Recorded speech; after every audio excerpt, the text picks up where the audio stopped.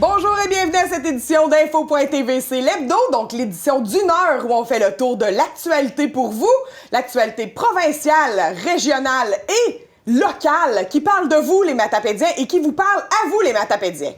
Aujourd'hui, nous sommes vendredi 13. J'espère que vous n'avez pas trop de superstitions. Avez-vous croisé des chats noirs? Avez-vous passé en dessous d'une échelle? Ne fracassez surtout pas un miroir aujourd'hui.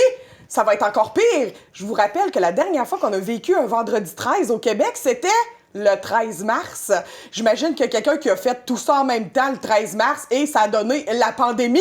Donc peut-être qu'on va conjurer le sort aujourd'hui, qui sait? Donc flatter des chats noirs en dessous d'une échelle en cassant des miroirs. Je suis avec Zoé Vitala, notre journaliste. Bonjour Zoé! Oui, bonjour! Alors Zoé, vendredi 13. Oui. Ben, t'as tout dit. J'ai tout dit. Donc, on va faire un tour de l'actualité ensemble et on va commencer avec les cas de COVID. Oui, dans le Bas-Saint-Laurent, 10 cas nouveaux aujourd'hui en ce 13 novembre 2020 pour un total de 595 cas.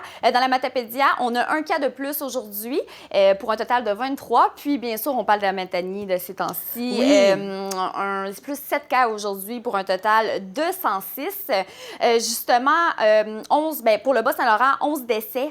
Aujourd'hui, au total, aujourd'hui, oui. Au total, pas aujourd'hui, mais au total, dans le Bas-Saint-Laurent, 3 hospitalisations. Une de plus aujourd'hui, une hospitalisation de plus, 478 cas rétablis. Puis hier, le 12 novembre 2020, il y a eu 592 dépistages réalisés. Je reviens à Matane. Il y a 2 résidences pour aînés. Vous savez qu'il y a eu une éclosion dans chaque résidence. Oui. Pour la résidence bâtisseur, il y a 2 travailleurs de la santé qui ont été testés positifs aujourd'hui. Okay. Puis résidence des Sages, c'est 1 travailleur de la santé qui a été dépisté aujourd'hui, en ce 13 novembre 2020. Merci beaucoup, Zoé. On fait un petit résumé du point de presse du 13 novembre, d'aujourd'hui. Oui, mais avant, je vais juste dire, par rapport à Matane, on tient à dire, nous, on est vraiment à côté. Hein? Donc, si vous avez été en contact avec des gens qui ont été dans une des 2 résidences ou vous-même, vous avez été, allez vous faire dépister. Oui, parce que présentement, on est quand même sous contrôle quand même, là, mais il y a beaucoup de voyages aussi entre Amicou et Matane. Donc, c'est important pour pas qu'on tombe dans le rouge. Tout à fait. Alors, c'est ça. Oui, le point de presse du 13 novembre, c'est pas du 13 novembre, c'est du 12 novembre 2020. Il n'y en a pas eu aujourd'hui. C'est vrai. C'est de ma faute. J'ai fait une erreur sur mes notes. Monsieur François Legault a mentionné que c'est important de... C'est inquiétant en regardant les autres pays et en regardant les autres provinces du Canada. Les chiffres, c'est vraiment inquiétant. Puis que les semaines à venir, ça va être vraiment intense. On doit s'attendre à ça. Rappelle qu'il faut faire attention parce que nous allons devoir reporter, comme il a déjà parlé, on va devoir reporter des chirurgies dans les hôpitaux si on ne fait pas attention. Puis ça, c'est vraiment plate. On en a déjà parlé que si tu ne peux pas régler ton propre problème, ta propre maladie à cause de la COVID-19, puis parce qu'on n'a pas fait attention, ça serait vraiment plate. Oui. Alors, c'est difficile dans les écoles. 324 classes en 2 jours qui ont été fermées. Wow. Ça n'a pas de lien avec les problèmes de ventilation pour l'instant, par exemple, on tient à dire, mais ils vont évaluer la situation. Tout à fait, hein? Ça peut être un vecteur là, de propagation du virus dans les écoles. Là. Oui, puis M. Legault aimerait peut-être fermer les écoles pour une période définie et prolonger l'école en juillet. Ça serait la dernière solution. C'est juste qu'il pense. En vrai, il ne voulait même pas nous en parler, mais ça a sorti des médias. Tout à fait. Donc, peut-être qu'on aura un mois de congé à Noël au lieu de 2 semaines. On ne sait pas. On ne sait pas. Mais il n'y a pas de décision prise encore. Puis, par exemple, le ministre de l'Éducation, Jean-François Roberge, lui, il trouve... il n'avait pas l'air du même point de vue que M. Legault. Lui, il trouve que présentement, ça se gère bien. Tout à fait. Ensuite, on a une belle annonce de la part du gouvernement de créer Accès Entreprises Québec. Oui, c'est pour renforcer les services d'accompagnement et d'investissement offerts aux entrepreneurs et aux entreprises dans toutes les régions du Québec, donc nous aussi, et ainsi accélérer le développement économique régional. Une somme de 97,5 millions de dollars sur 5 ans sera déboursée par le ministère de l'Économie et de l'Innovation. Dans ce montant, 90 millions de dollars serviront à l'ajout de ressources dans les municipalités régionales de comté, donc MRC. Oui. 7,5 millions de dollars seront pour améliorer les compétences des ressources, le développement d'outils d'intervention, le maillage et le synergie des interventions entre les régions. Et finalement, Accès Entreprises Québec dirigera les entreprises vers les services et les organismes destinés aux entrepreneurs. Donc, finalement, ça va être comme une référence, finalement. Oui, ça va aider. Une porte d'entrée, en fait. Oui, très bonne nouvelle pour nos entreprises et nos MRC aussi qui auront plus de ressources pour nous soutenir. Trousse d'économie d'eau en vente pour la ville d'Amqui. Oui, la ville d'Amqui s'est associée au programme Produits économiseurs d'eau et d'énergie homologué WaterSense d'Hydro-Québec, WaterSense, qui offre à ses citoyens des trousses solutions EcoFit en rabais. Donc, 3 trousses qui réduiront d'environ 100 $ par année votre facture d'électricité. Vous pouvez vous les procurer à la réception de l'hôtel de ville d'Amqui. Super, ça, beau projet. Entreprendre la Matapédia organise plusieurs activités pour la semaine matapédienne de l'entrepreneuriat. Oui, du 16 au 20 novembre. Ouais. Bon, comme vous voyez, le 16 et 17 novembre, finalement, les formations ont été annulées, mais par la suite, vous en avez plusieurs. Recrutement international et services offerts aux entreprises le 18 novembre, formation défi innovation le 24 novembre et bien sûr, ça dure du 9 au 20 novembre. Donc, ça a déjà commencé dans les écoles, semaine des entrepreneurs à l'école ou à distance. C'est vraiment intéressant parce que les écoles, finalement, des fois, ils nous demandent à leurs parents qui sont entrepreneurs de venir donner une petite conférence là, sur qu'est-ce qu'ils font. Donc, c'est vraiment intéressant. Vous avez toutes les informations sur la page Facebook Entreprendre la Matapédia si vous voulez plus d'informations, finalement. Oui, Val-d'Irène, le ski bazar aura lieu malgré la pandémie. Malgré la pandémie, le 15 novembre prochain, donc ce dimanche, vous allez pouvoir faire vos achats, mais la cueillette, c'est la veille, hein? C'est toujours le samedi de 9h à 15h et la vente de 9h à 15h le lendemain, le dimanche. La récupération du matériel non vendu et de votre argent, ça sera dimanche entre 15h et 16h finalement après la vente. Si vous voulez plus d'informations, vous avez juste à aller sur la page Facebook de Val-d'Irène. Oui, et mention sur la page Facebook de Val-d'Irène, il faut passer par la porte de la terrasse, donc en arrière du chalet principal, parce qu'il y a un bris majeur sur la porte là, qui donne sur le stationnement. Donc faites le tour de la bâtisse et passez par la porte de la magnifique terrasse et admirez la vue. Ouais, comme vous voyez, vous avez un numéro de téléphone à l'écran. Puis aussi, virement Interac, on priorise le virement Interac. Toujours le virement Interac. Oui, un Matapédien gagne une première place au Franco-Découverte. Le Matapédien se nomme Aubert Gendron-Marcelet. C'est le batteur du groupe Valence. OK. Donc, il aurait passé Il était à l'école Armand-Saint-Ange. Ce serait là qu'il aurait commencé à faire de la musique. Donc, il remercie tout le monde qui l'a aidé dans son parcours quand il était jeune. Là, il est plus en ville, mais il aimerait vraiment ça revenir faire un show ici. Tout à fait. Puis, donc, bravo. Puis, c'est un concours musical de grande envergure qui a gagné Franco-Ouverte. Il y a Karim Ouellette qui a déjà gagné ce concours-là. Les Sœurs Boulay. Donc, c'est quelque chose. Félicitations. Bravo. Ben, merci beaucoup, Zoé, pour ce tour de l'actualité. On s'en va à une courte pause et ensuite, on passe aux entrevues que tu vas réaliser cette semaine pour nous. Ne manquez pas le Télébingo tous les dimanches 12h30. Nous aurons droit cette saison à 40 séances, dont 4 méga bingos de 2500 $ et les premiers bingos du mois, la carte pleine est à 1000 $. En nouveauté cette année, achetez 4 cartes sur une seule feuille pour seulement 5 $. 4 fois plus de chances de gagner. Allez chercher vos cartes dans vos points de vente favoris. Cette semaine, on a eu la chance de parler à Christina Michaud, députée de la circonscription d'Avignon-Lamétis-Matane-Matapédia, et on fait un résumé de qu'est-ce qui s'est passé dans les dernières semaines. Christina, tu as déposé ton premier projet de loi à la Chambre des communes à Ottawa. Comment ça s'est passé? Ça s'est très bien passé. En fait, c'est un processus assez particulier, là, le dépôt de projet de loi. On s'en était déjà parlé. J'avais été pigée 4e sur 338 députés pour le dépôt d'un projet de loi privé. Donc, comme je suis porte-parole en matière de changement climatique, j'ai tout ça à cœur, bien entendu, le projet de loi que je voulais déposer concernait l'environnement, les changements climatiques. Alors, ça avait été déposé en février dernier, mais bien entendu, il y a eu la fermeture du Parlement à cause de la pandémie. Par la suite, il y a eu la prorogation prorogation du Parlement à cause que le gouvernement libéral voulait mettre We Charity sur le tapis puis que tout le monde oublie. Et on a dû recommencer à nouveau tout ça. Donc, c'était la deuxième lecture, en fait, du projet de loi. Donc, 1 heure de débat pour la deuxième lecture. Alors, ça commence avec moi qui fait un 15 minutes, qui présente le projet de loi en chambre, 5 minutes de période questions-réponses de la part de mes collègues. Puis après ça, pendant le reste de l'heure, c'est les collègues qui sont porte-parole en changement climatique, eux aussi, des autres partis, qui font un 10 minutes sur mon projet de loi. Ils disent leurs commentaires, comment ils voudraient le modifier ou quoi que ce soit. Puis, un peu plus tard, il y aura la deuxième heure de débat de la deuxième lecture. Donc, un peu la même chose, des discours de 10 minutes, tout le monde en parle. Et après ça, il y aura un vote.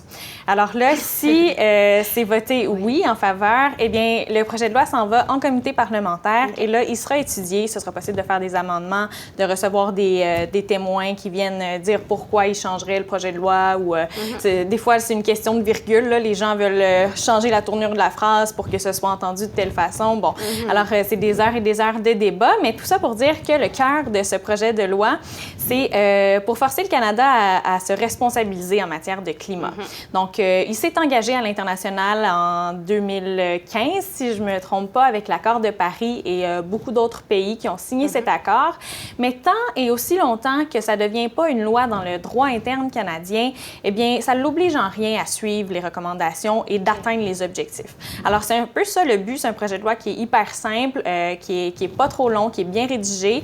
Et c'est ça. En fait, ce qu'on demande au gouvernement, c'est de suivre ses engagements, d'atteindre les cibles de réduction des gaz à effet de serre et de le faire en étant transparent, en montrant quel est le plan d'action, en montrant quels sont les mécanismes de réduction.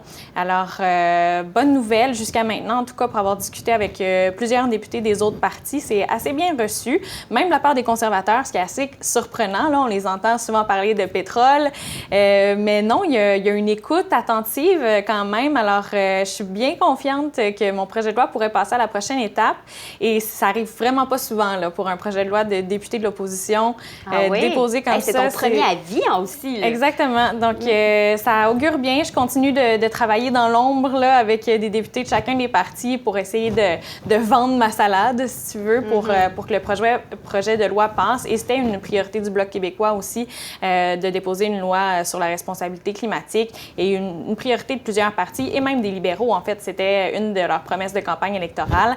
Alors, s'ils le faisaient pas, bien, ils ont promis qu'ils allaient le faire. Ils ne l'avaient toujours pas fait 1 an après le début du mandat. Donc, je l'ai fait.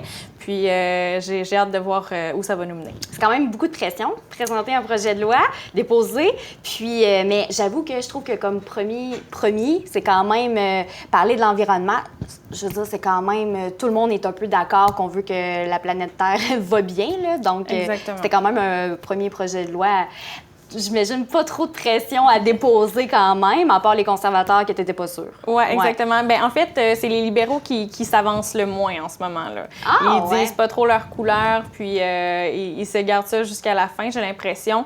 Donc, même si c'est quelque chose qui pensaient déposer, ils préparent toujours quand c'est le gouvernement qui le fait et non quelqu'un de l'opposition, là. Bon, pour une raison qu'on ne peut expliquer. Mais quand même, l'ouverture est là. Puis je suis bien confiante que ça puisse se rendre à la prochaine étape. Et ce serait un assez bel exploit, là, quand même, d'avoir même juste le premier vote, là, que le projet de loi s'en aille en comité. Des fois, ça ne se rend pas toujours là. Donc, félicitations, c'est un beau projet aussi. Oui, je pense que c'est assez consensuel, comme tu as dit. Tout le monde a une conscience environnementale, puis on est rendu là. Plusieurs pays progressistes ont des lois climat et le Canada n'en a pas encore, donc il est plus que temps. Oui. En tant que première députée fédérale femme de la circonscription, j'avais vraiment envie de te demander qu'est-ce que tu penses de Kamala Harris, qui est la première vice-présidente femme encore. C'est la première fois que ça arrive dans l'histoire des États-Unis. Oui, c'était une super belle journée quand on a appris cette nouvelle-là. Vraiment, un soulagement, premièrement, là, de voir que c'est Biden qui passait et non Trump à nouveau. Mais de voir qu'il était tout au long de la campagne accompagné de cette femme-là, qui est une femme forte, qui a parlé avec son cœur tout le long de la campagne, qui a parlé au nom des minorités, des femmes, de plusieurs personnes. C'est assez impressionnant de la voir aller. Et moi, j'ai adoré son discours. Là. Je ne sais pas si tu l'as regardé. Elle dit qu'elle sera certainement la première femme à occuper ce poste-là, mais certainement pas la dernière, puis que ça donnait un beau message d'espoir aux jeunes filles qui écoutaient ça. Et c'est tellement vrai parce que ça prend des modèles comme ça. Et j'ai vu une image qui a marqué les esprits. Là. C'est les photos, les petits carrés de photos de chaque vice-président américain depuis le début. Et on voit que c'est la seule femme, la première, et c'est tous des hommes blancs, évidemment, et la première femme noire asiatique. Alors, c'est magnifique de voir ça. Et bien entendu, le parti pris, là, démocrate, on s'en doute. Là. Donc, je pense que pour les relations avec le Canada, ce sera bien. On a beaucoup tanné Michelle Obama à être la prochaine première ministre. Puis je trouve, je sais pas, quand je l'ai vu arriver, elle me rappelait Michelle Obama. Je sais pas pourquoi. Puis aussi, qu'est-ce qui est vraiment intéressant par rapport à ça, c'est que effectivement, c'est la première femme vice-présidente, mais aussi de couleur noire. Puis par rapport à ce qui s'est passé dernièrement, on le sait, là, par rapport à George Floyd, ça envoie vraiment un beau message. Vraiment. Ça fait 25 ans que le référendum a eu lieu en 1995. Puis bien sûr, j'ai envie de savoir, le Bloc québécois a envie de dire quoi par rapport à ça? Bien, je vais parler au nom du Bloc québécois, bien entendu, mais aussi au nom d'une jeune députée souverainiste, indépendantiste, parce que ça fait pas du tout partie de notre génération, ce moment-là, le référendum. On l'a à peu près pas connu, on a entendu parler un petit peu, c'était pas nécessairement dans nos livres d'histoire, donc on est vraiment ailleurs de ça. Et c'est ce que j'ai eu cette réflexion-là. Le Québec a tellement changé depuis 25 ans, et nous aussi, mais ça rend pas le projet moins légitime. Et l'un des arguments préférés pour la souveraineté que j'ai, c'est la question environnementale.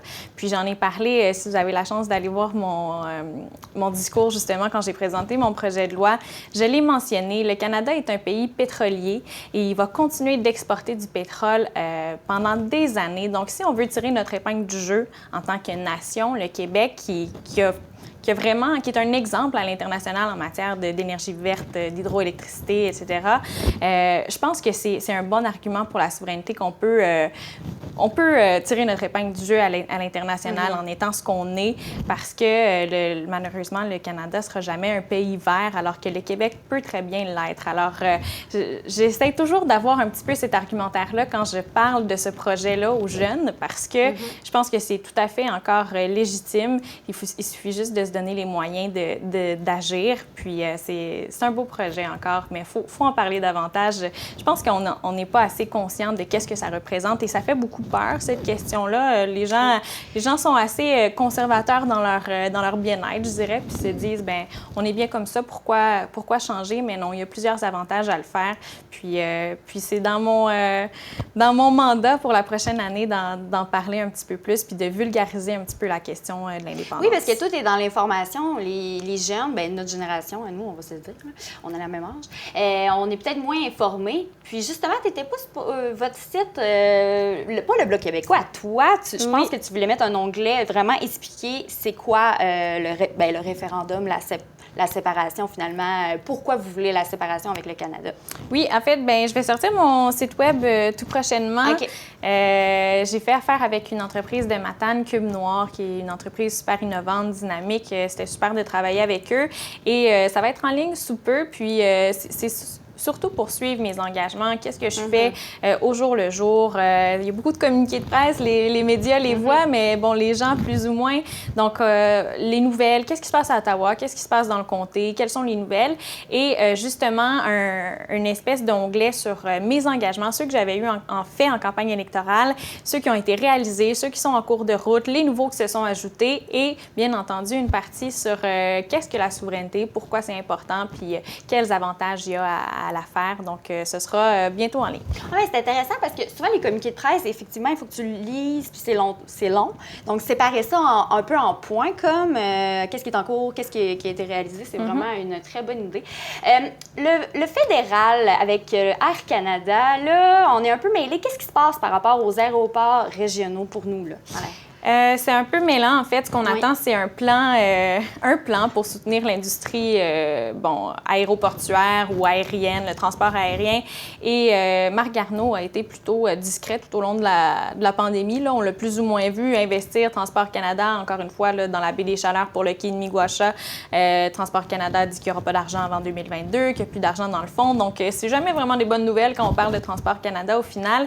Et là, il y avait une proposition qu'on avait faite depuis longtemps parce qu'il y a des gens de la Matapédia de partout dans le comté qui m'avaient écrit pour me dire « Écoutez, moi, j'ai acheté un billet d'avion pour aller en voyage avant la pandémie. Bien entendu, ça a été annulé avec la fermeture des frontières. Et j'ai soit pas été remboursée, soit obtenu un crédit, mais les gens veulent revoir la couleur de leur argent et c'est bien compréhensible. Et on voit que le gouvernement veut continuer de subventionner les grandes compagnies aériennes sans les obliger à quoi que ce soit. Alors, c'était une de nos demandes au Bloc québécois de dire, attendez, si vous voulez recommencer à subventionner les compagnies aériennes, il faudrait au moins que ces compagnies-là s'engagent à rembourser leurs clients, parce que c'est l'argent des contribuables au final. Oui. Donc, c'est une proposition qu'on avait faite il y a quand même plusieurs mois. Et là, Marc Garneau, cette semaine, a annoncé que c'était une possibilité, qu'il considérait la chose et que ça allait faire partie de son plan pour soutenir l'industrie, mais ce qu'on constate, c'est que son plan, qu'on ne connaît pas encore les détails, serait pour subventionner les grandes compagnies aériennes. Et là, malheureusement, c'est pas ce qui assure la survie des petits aéroports régionaux. Il y a eu une baisse d'achalandage, ça c'est certain, mais il y a encore des frais, un fardeau financier associé au nettoyage des pistes, au transport médical d'urgence. Il y a beaucoup de choses que les aéroports font encore et ils n'ont pas de soutien financier ciblé pour eux. Donc, c'est bien beau subventionner les compagnies aériennes, mais c'est pas ça qui fait vivre les aéroports. Et là, encore une fois, on a vu ce qui s'est passé avec Air Canada, qui a abandonné les régions complètement l'été dernier. Alors, on ne veut pas rejouer dans le même film. On ne veut pas que le gouvernement resubventionne Air Canada pour qu'il revienne ici, qu'il donne le service pendant le temps qu'il lui chante, puis qu'après retourne. C'est pas ça qu'on veut. Donc, on veut une solution régionale, fiable, durable, qui assurerait, oui, exactement, qui assurerait une desserte aérienne ici en région, à travers les régions, mais aussi pour aller dans les grands centres. Et on n'a pas encore de son de cloche. On en a parlé de Régionnaire. Il y avait d'autres projets sur la table aussi. On attend de voir quelle solution le gouvernement va choisir. Mais bien entendu, si vous parlez à d'autres élus municipaux ici ou n'importe qui, les gens s'entendent pour dire qu'ils ne veulent pas revoir Air Canada ici, mais ils veulent voir les Pascan de ce monde, les plus petites compagnies qui, au moins, sont là pour offrir un service à long terme. Puis qui réduiraient aussi les prix, je crois. Parce que c'est ça, moi, je pense qu'on entend beaucoup parler. Ça coûte pratiquement aussi cher d'aller à Montréal en avion qu'aller dans un autre pays. Là. C'est quand même très, très, très dispendieux. Donc, baisser les prix aussi, ça serait vraiment intéressant de penser à ce dossier-là. Ottawa débloque 1,3 million pour soutenir les petites et moyennes entreprises. Puis, la région, on va avoir un peu de cet argent-là pour nous aider. Exactement. Mais en fait, il y a 4 SADC dans mon comté. La SADC de la Matapédia, de la baie des Chaleurs, de la Matanie et de la Métis. Les 4 vont se partager 1,3 million, donc un assez gros montant. C'est en fait les Développement économique Canada qui donnent de l'argent à travers les SADC pour qu'elles viennent en aide aux petites entreprises, petites et moyennes entreprises. Et c'est ce qu'ils avaient fait en début de pandémie, je dirais. Là, ils avaient offert un soutien financier et ça a relativement bien fonctionné. Il y a eu des accompagnements de fait aux entreprises. Il y a eu, de l'argent qui a été donné, mais il y a eu sous forme de prêt aussi. Et je pense que le gouvernement s'est rendu compte de la nécessité de renouveler cette enveloppe-là. Donc, ils ont annoncé ça la semaine dernière. Et pour notre comté, ce sera 1,3 million de dollars. Alors, j'ai discuté avec les représentants des SADC de la région qui sont très contents de voir cet argent-là, qui savent que les entreprises de la région ont encore besoin d'aide et c'est bien normal. Ça va faire 1 an en mars, avril déjà. Le premier anniversaire de la pandémie arrive déjà. Là. Oui. Je veux dire, on est là-dedans depuis un bon bout et on risque d'y être encore. Donc, c'est certain que nos petites entreprises, pour se sortir de la tête de l'eau, ont besoin de soutien financier. Puis, ça peut passer par les SADC. Là, oui, ça va être très apprécié. En finissant, j'ai envie de te demander parce que j'ai pas encore parlé à Pascal Bérubé, le député provincial. Puis je sais que ta circonscription de Matane, présentement, 2 éclosions, donc qui se passent présentement dans 2 résidences pour aînés. Donc, je sais pas si tu peux un peu nous en parler. Oui, malheureusement. Situation qui est assez critique à Matane en ce moment. Je viens de le dire, on est là-dedans depuis tellement de mois qu'on dirait qu'on en oublie les bases, là, on oublie le masque et tout ça, mais il faut redoubler d'efforts, puis ça, c'en est le signe, là. Bien entendu, ça se passe dans des résidences de personnes âgées, alors c'est encore plus triste, si vous voulez mon avis, là, parce qu'on sait que c'est plus dangereux pour les personnes âgées. Alors vraiment, je veux envoyer un message à la population de redoubler l'effort, de faire attention. À Matane, c'est pas évident. Ça a été le cas dans la baie des Chaleurs aussi, un peu plus tôt à Maria. Ça s'est stabilisé, mais il y a eu des décès. Donc, je veux offrir ma solidarité à toutes les personnes qui sont touchées, puis bien entendu, mes sympathies à la famille, aux proches des personnes qu'on a perdues à Matane. Et c'est ça, il faut faire attention encore, vraiment. Là, la situation est loin d'être sous contrôle. Par contre, on a des rencontres régulières avec le CI3S, les élus municipaux, les députés provinciaux aussi de tout le Bas-Saint-Laurent. Et on avait déjà eu ces discussions-là, qu'on craignait que la région devienne une zone rouge. Et je pense que c'est une des craintes aussi en ce moment avec ces 2 nouvelles éclosions-là.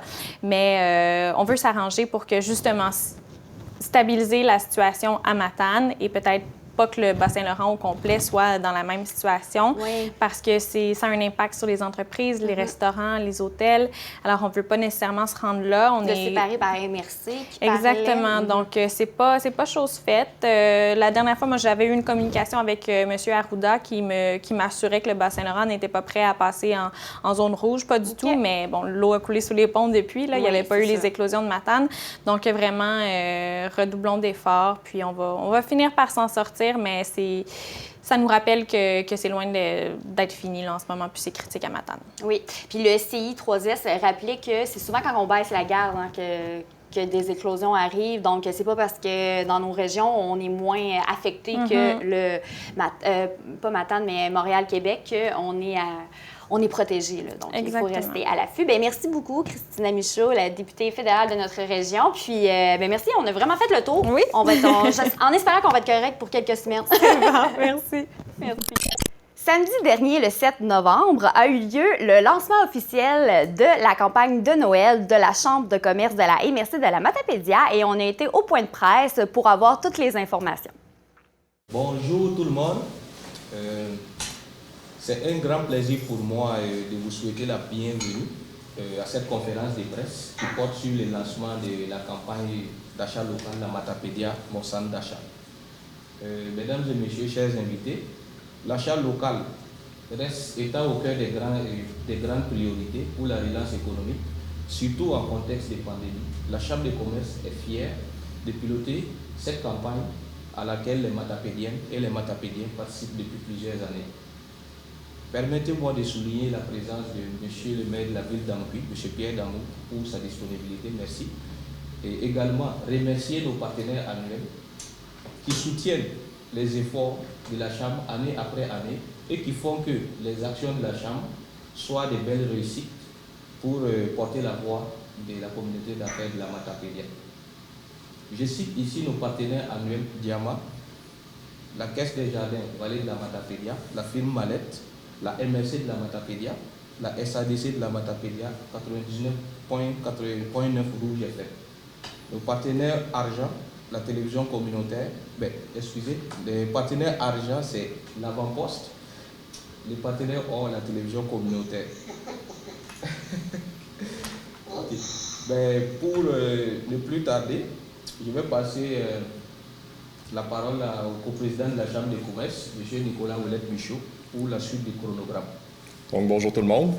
Ça me fait plaisir d'être avec vous aujourd'hui pour le lancement de notre campagne de Noël 2020. Je vais vous présenter sans plus tarder les partenaires majeurs de notre campagne de Noël. Donc, cette année, on a la ville d'Amqui qui s'est impliquée dans la campagne de Noël, la ville de Cozapscal, puis on a évidemment Desjardins qui est toujours partenaire de la campagne de Noël, en plus d'être partenaire annuel. Donc, sans plus tarder, je laisserai la parole à M. Pierre Damour, le maire d'Amqui, concernant le partenariat de la ville avec la Chambre de commerce pour cet événement. Merci, Nicolas. Alors, la Ville d'Amqui est fière encore cette année de soutenir la campagne d'achat local. On le sait déjà, nous devrons fêter différemment cette année. Et les entreprises matapédiennes ont déjà adapté leurs pratiques commerciales. Quincaillerie, boutiques de sport, de vêtements, services de soins spécialisés, restauration sur place pour apporter, hébergement même pour accueillir la visite autrement. Bref, tout le monde est prêt à répondre à votre besoin. Achat local, c'est soutenir votre chambre de commerce et ses membres par l'achat de chèques cadeaux qui confirment votre volonté que les achats se fassent dans la Matapédia. Achat local, c'est une occasion de reconnaître la contribution de ceux et celles qui font que nous sommes un territoire attractif. L'achat local, c'est aussi un contact privilégié avec des entreprises dont souvent ce sera le ou la propriétaire qui sera au comptoir pour vous servir. Enfin, dans un contexte où l'on sait déjà que les voyages vers la destination soleil ne seront pas accessibles, l'achat local, c'est l'occasion parfaite de mettre du soleil dans nos vies et de ceux et celles qui nous sont chers. Merci. Merci, M. Damour. Maintenant, j'inviterai peut-être Isabelle Paquin de Desjardins à nous adresser quelques mots. Merci beaucoup, Nicolas. Desjardins, on est encore super contents d'être là pour la campagne d'achat local. Dans le fond, le prix qu'on va offrir encore cette année, c'est 2 fois 250 $ en chèque cadeau de la Chambre de commerce. Vous pouvez aussi venir acheter chez nous. On pense souvent aux magasins à grande surface là, pour l'achat local, mais faire affaire avec sa coopérative financière Desjardins. On a notre siège social à Amqui, donc dans la MRC de la Matapédia. Puis quand vous venez chez nous, nous, on redistribue une bonne partie de nos profits ici dans la vallée pour vous permettre de faire rouler cet argent-là, de la réinvestir dans nos commerces. Puis je veux juste terminer avec une petite image qui circule présentement sur les médias sociaux pour nous rappeler l'importance de l'achat local. Vous savez, cette année, quand vous allez acheter chez un commerçant local, vous allez peut-être permettre à quelqu'un de faire une petite gigue dans le backstore, une petite danse, parce que la personne va être contente que vous ayez pris vos sous pour venir acheter chez cette personne-là.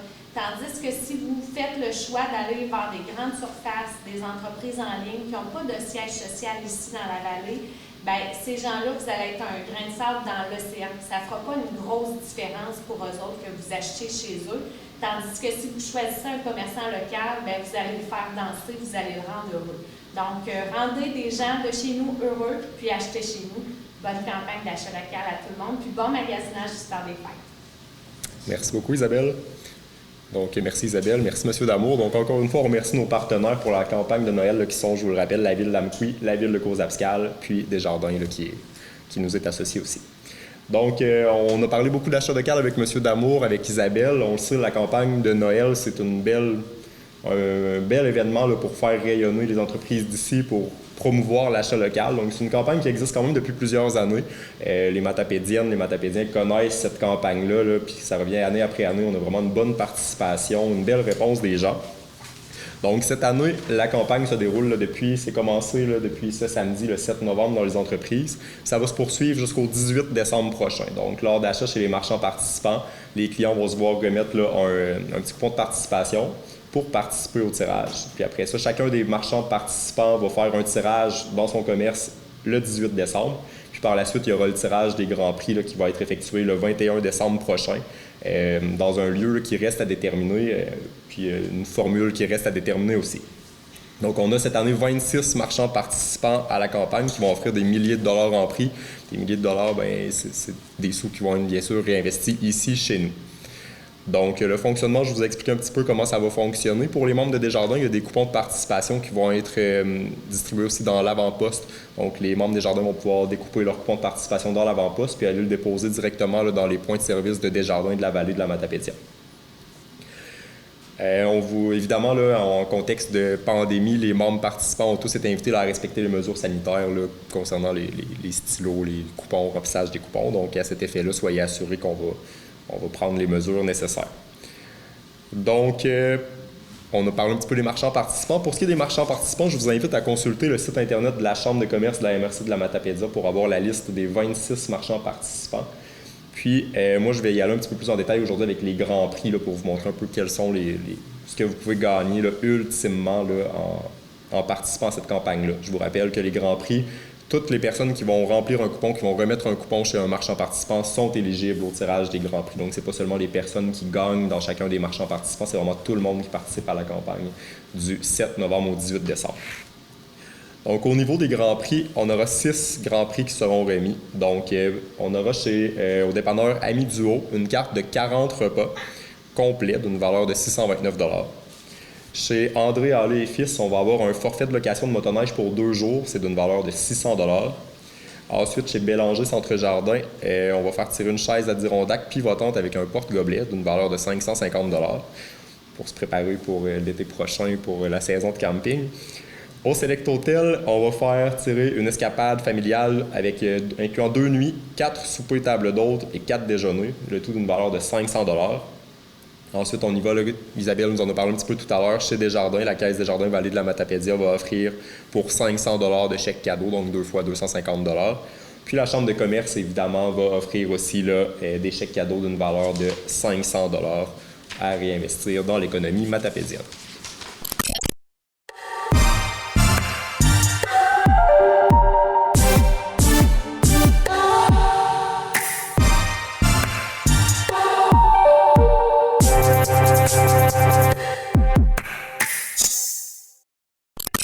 Le commerce Le Bec Pointu a fermé quelques semaines dans le mois d'octobre pour agrandir et on a été visiter les nouveaux arrangements cette semaine.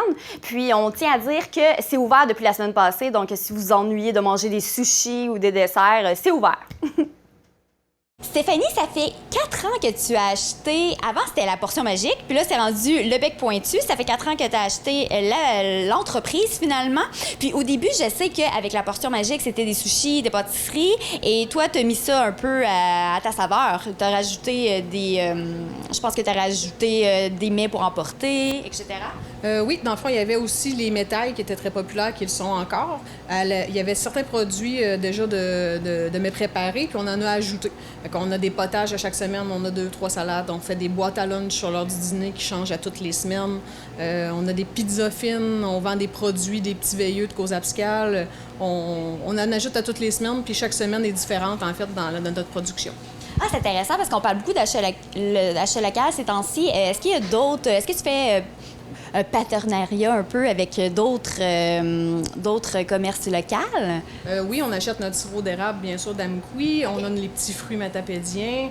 On essaie, si c'est pas de local, on essaie aussi d'être régional. On travaille avec la fromagerie des Basques, la fromagerie du littoral à l'occasion. Mais c'est ça. Pour moi, ça a toujours fait partie une partie importante d'ajouter ces beaux produits-là que il y a tellement de la variété, puis des gens qui travaillent fort pour ces produits-là. Fait que ça a toujours fait partie de mon bagage. Ça a fait partie de moi depuis toujours dans ma cuisine. Donc, niveau nourriture, on peut trouver un peu de tout ici, finalement. Puis, je sais qu'il y a beaucoup de gens qui font affaire avec toi par rapport à s'ils veulent faire un buffet ou de la nourriture pour emporter, pour un 5 à 7 ou peu importe. Oui, dans le fond, on ne fait pas nécessairement de livraison. On ne fait pas non plus de service à l'extérieur. Il y a des traiteurs qui le font déjà très bien, puis je leur lève mon chapeau. Mais les gens viennent chercher des trucs ici, c'est ça, pour leur repas, des fois pour des groupes de 10, 20, 30 personnes aussi. On fait du service personnalisé parce que chaque événement est différent, dépendamment de l'endroit où que ça se passe. Donc, on s'ajuste aux besoins du client. OK. Et toi, est-ce que tu es né ici? Est-ce que tu es né dans la vallée de la Matapédia? Non. Non? Tu viens d'où? Je viens du coin de Saint-Jean-Port-Joli, de Saint-Damas plus particulièrement. Okay. Puis ça fait 12 ans là, que je suis ici, puis j'aime beaucoup le coin. Ça ressemble beaucoup à mon patelin, donc je me suis bien adaptée, puis j'aime bien ça. OK. Puis toi, est-ce que tu as étudié en cuisine ou en entrepreneuriat? Oui, bien en fait, j'ai fait diverses formations. J'ai une formation en écologie, d'où mon côté produits locaux et faire attention un peu. On utilise des produits recyclables, on essaie de faire un petit peu attention. Et puis ensuite, j'ai eu une formation en cuisine, une spécialisation en pâtisserie. Et puis oui, j'ai fait un cours de succès relève dans le temps ici avec le CLD, puis j'ai fait un cours de lancement d'entreprise aussi avant avant d'acheter. OK. Tu connaissais ça. Tu étais bien, tu avais un bon bagage pour racheter la bâtisse. Parfait. Là, c'est sûr que je parle avec tout le monde de la COVID-19. J'ai l'impression qu'ici, c'est sûr que vous faisiez déjà de la bouffe pour emporter. Donc, est-ce que ça a été difficile pour vous, la pandémie, qui est encore là aujourd'hui? Bien, je dirais que on a été fermés 5 semaines. C'était 5 semaines d'inquiétude, d'incertitude, de remaniement d'idées de comment on allait s'ajuster. Puis au bout de 5 semaines, on a réouvert progressivement. La demande était là, on s'est ajusté au fur et à mesure des semaines. Puis au bout de quelques semaines, on était reparti à notre régime habituel. Puis depuis ce temps-là, ça va très bien aussi. Okay. Donc ça vous a pas nuit? Non, pas vraiment, c'est ça. Puis de là vient l'idée, là, vous avez agrandi. C'est pour ça qu'on est ici aujourd'hui. Donc, on va montrer des images dans dedans. Finalement, vous avez surtout agrandi pour, finalement, ça avait rapport avec la COVID-19. C'est ça qui vous a poussé à agrandir au début? On avait déjà, c'était déjà planifié depuis presque 1 an d'agrandir parce que je suis chanceuse, il y a une pénurie de cuisinières, mais nous, on a une belle équipe. En fait, j'ai une formidable équipe. Puis, on manquait d'espace pour travailler, en fait. Fait que c'était déjà dans les plans de match. Puis, en fait, le COVID aussi nous obligeait à avoir une certaine distanciation. Puis, l'intérieur du magasin était petit aussi pour accueillir les clients. Donc, c'était comme un à la fois. Avec l'hiver qui s'en venait, là, au début, c'était pas planifié de cette façon-là, mais j'ai comme mijoté pour trouver un plan pour que les gens puissent rentrer plus nombreux là, dans le magasin. Oui, parce que les autres hivers, les gens pouvaient se coller. Là, on peut plus. Oui, c'est ça. Là, l'hiver s'en vient. L'hiver est froid ici. Donc, on est ici. Habituellement, je me souviens qu'avant, c'était ici que vous faisiez les sushis. Production de sushis, des métailles aussi. Donc, tout ça a été transféré. Puis en même temps, bien, c'est le fun, ça rassemble l'équipe au même endroit aussi. Oui, parce qu'il y avait un mur qui vous séparait. Là. Vous pouvez jaser un peu. Parfait. Donc, à la place des sushis, finalement, les gens vont pouvoir, avec une distanciation sociale, quand même rentrer plusieurs en dedans. Oui, puis on a agrandi même de ce côté-ci. On a comme poussé les frigidaires, changé le comptoir. Donc, ici aussi, là, il y a une plus grande possibilité là, de rentrer des clients. Parfait. Bien, merci beaucoup pour l'entrevue, Stéphanie. Puis on est très chanceux de vous avoir dans la vallée. Merci beaucoup. Cette semaine, à l'émission Héritage... Puis je suis très curieux. J'ai pas un seul doute que la mort, c'est extraordinaire. Parce que la vie est tellement extraordinaire. La mort peut pas faire autrement qu'être extraordinaire. Dès vendredi, l'émission sera diffusée chaque jour aux heures suivantes. Tout l'univers a commencé par les pierres. Toutes les pierres. Et je trouve que c'est un nom prédestiné.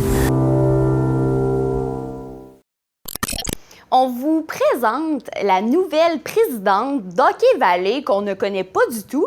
Et aussi, on parle des mesures sanitaires qui sont émises à l'Arena d'Amqui. Émilie Boulay-Chouinard, nouvelle présidente de Hockey Valley. Oui, depuis le mois d'août, depuis la GA, oui.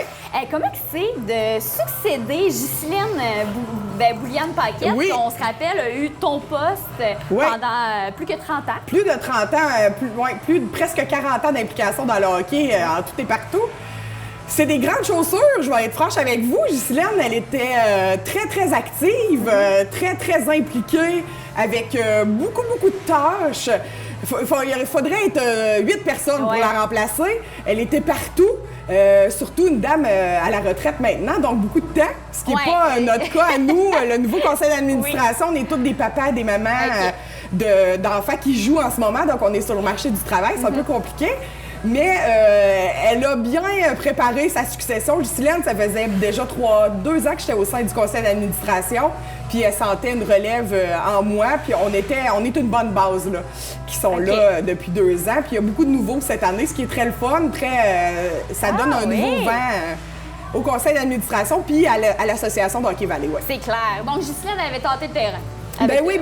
Elle commençait déjà à sentir qu'il fallait qu'elle attire sa révérence un moment ou à un autre. On pensait que ça allait jamais arriver. Ben non, on pensait qu'elle allait nous enterrer tous, ce qui est probablement qui va être le cas. Elle a commencé avant que je naisse. Oui. Elle était encore là quand je suis revenue en région, puis j'étais surprise. Ben oui, mais on se rappellera que sa mère a 103 ans. Donc, on se rappellera que sa mère a 103 ans. Marie-Paul, donc elle va nous enterrer tous, Ghislaine, probablement. Alors, le but de l'entrevue, c'était bien sûr de te féliciter en premier lieu. Merci. Et aussi te demander comment ça se passe avec la COVID-19 à l'Arena et aussi pour Hockey Valley, parce que c'est toi, je pense, qui gère un peu les mesures sanitaires par rapport à la COVID-19. Oui. Ben, j'ai été nommée responsable de la COVID-19 en plus pour Hockey Valley parce que on est un regroupement, là, on dépend de Hockey Bas-Saint-Laurent, puis eux nous ont demandé d'avoir un responsable à qui transmettre les informations là, qui viennent d'Hockey Québec beaucoup. Donc, on applique les règlements. C'est quand même strict parce que c'est une chance que les jeunes ont de pouvoir pratiquer leur sport. On sait que dans les régions rouges, les arénas sont barrés. Plus le droit, même pas le droit de faire du patinage libre comme en ce moment ici à l'Arena d'Amqui. Donc, on essaie d'appliquer en collaboration avec les gestionnaires d'Arena, les 3 municipalités, là, Amqui, Cozaabscal et Sébec. On a mis en place toutes les mesures sanitaires, les consignes sanitaires qui sont exigées par le gouvernement et aussi par Hockey Québec. Eux, ils ont des médecins là, qui consultent puis qui sont en relation avec la santé publique très étroite là, pour vraiment essayer de ne pas faire d'éclosion parce qu'on le sait, hein, c'est les gouttelettes, c'est puis au hockey, ben on sue, on... Ben oui. Il y a des contacts physiques aussi. Je sais que ça, c'est un peu sur la glace. C'est que oui, dans les arénas, en fait, tout le monde qui viennent ici en haut de 10 ans ont un masque. Les jeunes ont leur masque quand ils s'habillent et l'enlèvent juste avant d'entrer sur la glace. Les coachs ont des protections oculaires. C'est exigé, là, soit une visière demi-glace ou des lunettes de protection et des masques de procédure, non pas des masques en tissu là, comme monsieur, madame, tout le monde.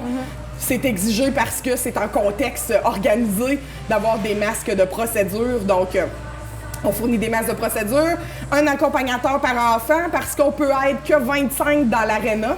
Donc, 25 spectateurs et 25 personnes sur la glace.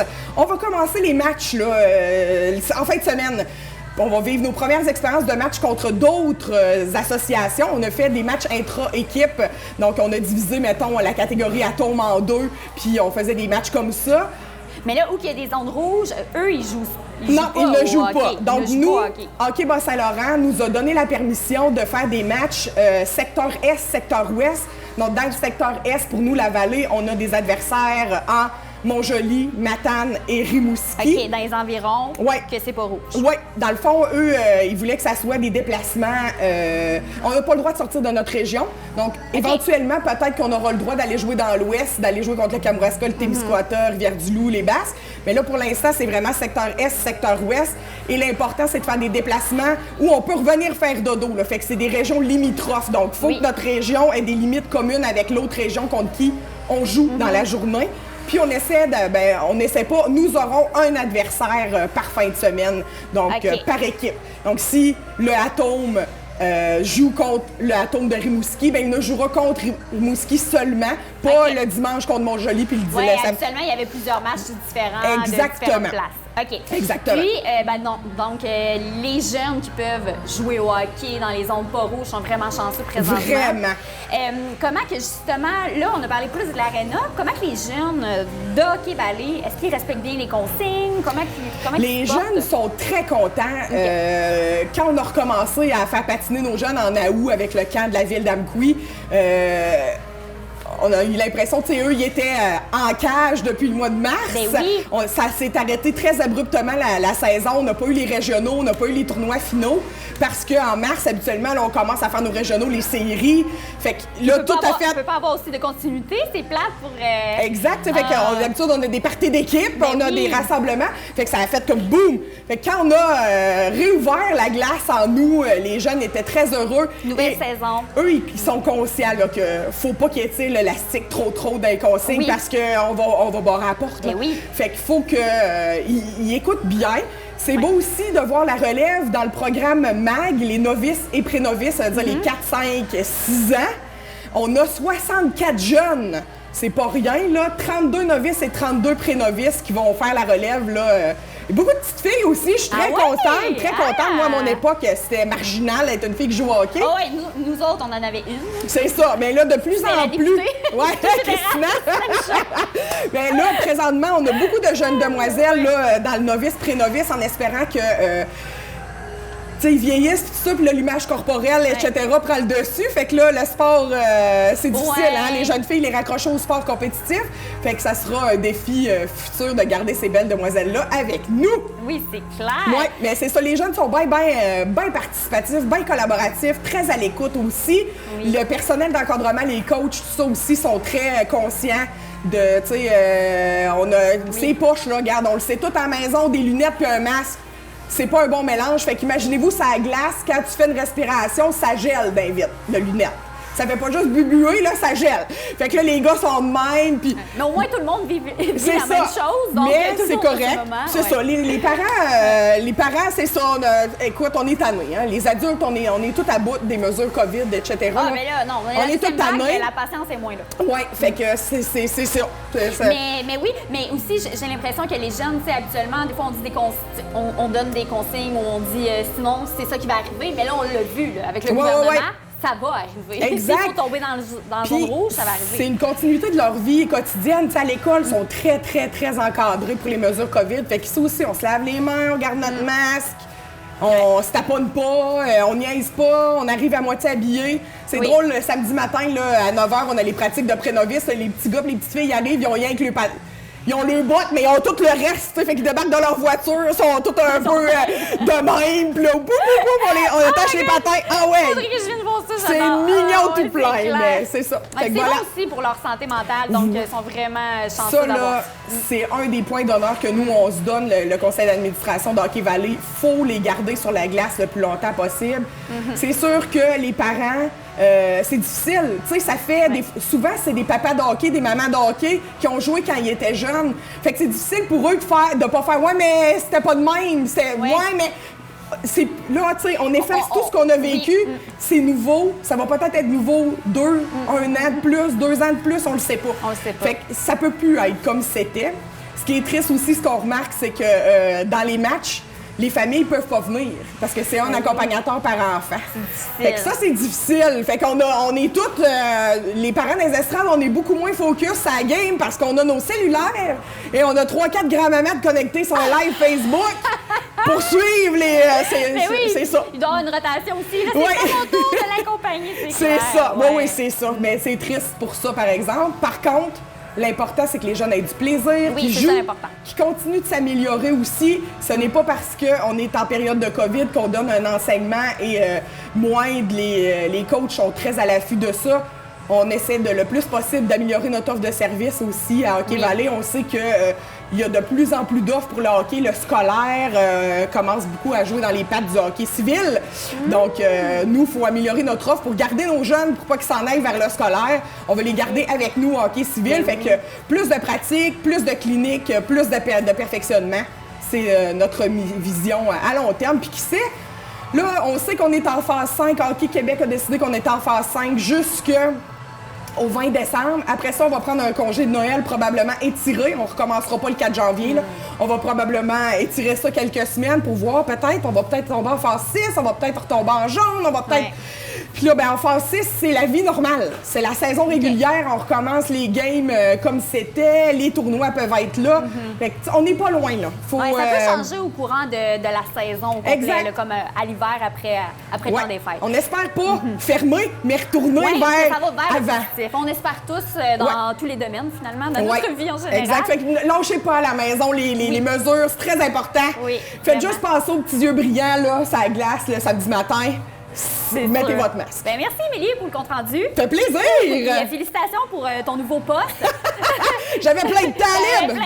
Oui, merci. Pour nous joindre, composez le 88 629 4503 ou écrivez-nous à journaliste@tvcmatapedia.com. Restez à l'affût de toutes nos activités en nous suivant sur Facebook. Vous pouvez également regarder nos émissions en vous abonnant à notre chaîne YouTube. La suggestion de Christo cette semaine, c'est une série documentaire québécoise. Bonjour, ici Christo, bienvenue dans cette nouvelle chronique culturelle. Aujourd'hui, je vais vous présenter une nouvelle série documentaire, Léopold Dion, Confession d'un tueur. Cette émission documentaire québécoise est constituée de 4 épisodes de 60 minutes et est réalisée par Jean-François Poisson. Le premier épisode est sorti le 10 novembre dernier sur la chaîne Investigation. Cette histoire fait la chronologie de l'histoire d'un tueur, Léopold Dion, qui a malheureusement kidnappé et tué des enfants en 1963 dans la région de Pont-Rouge, près de Québec. La série de 4 épisodes est constituée de témoignages de son avocat, d'experts policiers et de journalistes. Il y a aussi des révélations écrites inédites du tueur, avec une narration de Gilda Roy qui fait la voix de Léopold Dion. Comme disait le proverbe, une image vaut 1000 mots, alors allons voir la bande-annonce de Léopold Dion, Confession d'un tueur. Ça fait depuis les années 60. Et quand je pense à ces événements-là, ça me dérange encore. Dans les années 60, Pont-Rouge avait peut-être 2200, 2500 de population. Tout le monde se connaissait. C'est la grande noirceur à Québec. On vivait presque 100 ans en arrière. Je peux te dire que j'aimerais ça, mettons que Pont-Rouge, on soit connu pour d'autres choses qu'un tueur en série. Mon frère était le deuxième, Guy. Quand il était sorti du conservatoire, il ne l'avait pas trouvé. Il était disparu. On s'est fait dire à l'école qu'il y avait des garçons qui avaient été enlevés. Les enfants disparaissaient à chaque semaine, tous les dimanches, mais on ne savait pas qui enlevait. Je me suis approché de la victime. C'était une scène horrible. Il était 2 policiers à l'époque. Je pense qu'il était avec son patron. Il l'avait pris, il l'avait déterré. C'est difficile à croire, autant de brutalité, de méchanceté. Celui qui avait probablement enlevé des enfants aurait été un dénommé Léopold Dion. Léopold Dion, c'est un gars qui se mêlait pas à la population. Je le trouvais bizarre, puis je me fermais la boîte pour être sûr de rester vivant. Là, il a pris la cervelle dans ses mains, puis il a mis ça dans ses poches. Je me souviens d'avoir dit, si j'en ai d'autres de même, je démissionne. Ça me fait quelque chose parce que c'était pas un monstre, c'était un malade. Nous autres aussi, ça nous fait souffrir, ça nous fait de la peine. Il a vécu à peu près tous les abus et de multiples abus. Tout ce qu'il fallait faire pour créer un monstre a été fait. Dion m'avait dit, et c'est la société qui m'a rendu comme ça. Il a écrit sa vie, il racontait tout. Il m'a dit que je pouvais tout dévoiler, ce que je savais, qui m'avait été dit. Et si le mal existait vraiment? La question que je me pose.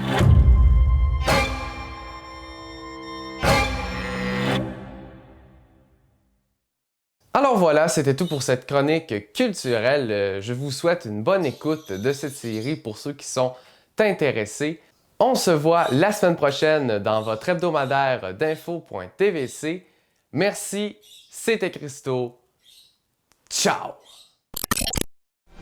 Informatique Barrest est responsable de l'entretien du matériel informatique de votre TVC. Informatique Barrest, vente et réparation d'ordinateurs, services commerciaux et résidentiels. 418-629-INFO. Et voilà, c'est ce qui conclut notre émission d'aujourd'hui. Merci beaucoup, Zoé, d'avoir été nos yeux et nos oreilles dans la Matapédia et dans la province cette semaine. On se retrouve mardi. Oui, à mardi. Merci. Fais attention, 13 vendredi 13. Attention. Mais moi, j'ai un chat noir. Bon, fait que voilà, t'es immunisé. Ouais. Merci beaucoup d'avoir été des nôtres à la maison. Les 40 ans en 40 jours sont commencés et cette semaine, vous avez le privilège de voir l'émission Salade de fruits, 40 ans d'archives, faite par Christo, notre animateur de bingo, entre autres. Manquez pas ça, il y a des petites perles, des petits moments savoureux des 40 dernières années de la télévision communautaire. Aussi, ne manquez pas le bingo, ce dimanche 12h30. Passez un très beau week-end, on se retrouve mardi.